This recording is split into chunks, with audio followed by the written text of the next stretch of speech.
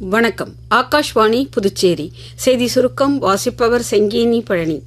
India Philippines இடையிலான ஒத்துழைப்பு இரு நாடுகளுக்கு மட்டுமின்றி ஒட்டுமொத்த பிராந்தியத்தின் அமைதி மற்றும் நிலைத்தன்மைக்கு பயனுள்ளதாக இருக்கும் என்று குடியரசுத் தலைவர் திருமதி திரௌபதி முர்மு கூறியுள்ளார். புதுடில்லி வந்துள்ள பிலிப்பைன்ஸ் அதிபர் திரு ஃபெர்டினாண்ட் மார்கோஸை கௌரவிக்கும் வகையில் குடியரசுத் தலைவர் மாளிகையில் நடைபெற்ற விருந்து நிகழ்ச்சியில் பேசிய அவர், இரு நாடுகளுக்கும் இடையே வர்த்தகம், பாதுகாப்பு, கடல்சார் வளம் உள்ளிட்ட துறைகளில் ஒத்துழைப்பு வலுவடைந்து இருப்பதாக தெரிவித்தார்.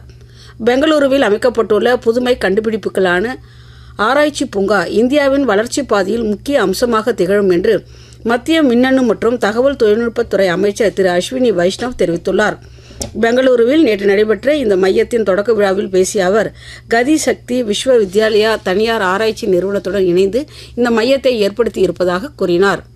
அரியாங்குப்பம் கொம்யூன் பஞ்சாயத்துக்கு உட்பட்ட 14 பஞ்சாயத்துகளில் சுதந்திர தினத்தை முன்னிட்டு வரும் 15ஆம் தேதி காலை 10 மணி முதல் 11 மணி வரை கிராம சபை கூட்டம் நடைபெறும் என்று கொம்யூன் ஆணையர் திரு ரமேஷ் செய்திக்குறிப்பு ஒன்றில் தெரிவித்துள்ளார். புதுச்சேரியில் ஊர்காவல் படைக்கு தேர்ந்தெடுக்கப்பட்டவர்கள் குறித்து கடந்த ஆண்டு ஜூலை 1ஆம் தேதி வெளியிடப்பட்ட தகுதி பட்டியல் ரத்து செய்யப்பட்டு சென்னை உயர்நீதிமன்ற உத்தரவின்படி புதிதாக தயாரிக்கப்பட்ட தகுதி பட்டியல் வெளியிடப்பட்டுள்ளது. சென்னை கிளாம்பாக்கம் பேருந்து நிலையத்தில் சுமார் 18 கோடி ரூபாய் மதிப்பீட்டில் கட்டப்பட்டுள்ள காவல் நிலையத்தை தமிழக முதலமைச்சர் திரு மு.க. ஸ்டாலின் நேற்று காணொலி காட்சி மூலம் திறந்து வைத்தார். மொத்தம் 18.65 கோடி ரூபாய் மதிப்பிலான 14 புதிய திட்டப்பணிகளுக்கும் அவர் அடிக்கல் நாட்டினார். இத்துடன் இந்த செய்திச் சுருக்கம் நிறைவு பெறுகிறது.